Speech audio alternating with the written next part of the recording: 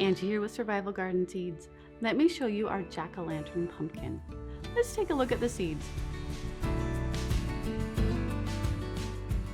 They come in this pretty packet. Detailed instructions are on the back for growing and seed saving. This round to oblong pumpkin was bred for making jack-o'-lanterns, but its flesh makes delicious pies, soups, and muffins too. The plants enjoy the heat of summer and will thrive in temperatures that are above 75 degrees Fahrenheit. Their seeds are high in nutrition and protein. They are nature's perfect snack. Their culinary pizzazz can lend a rich flavor to breads, bread pudding, soups, and pastas. They can help in making your Thanksgiving pumpkin pie and my favorite, the spicy pumpkin chai tea.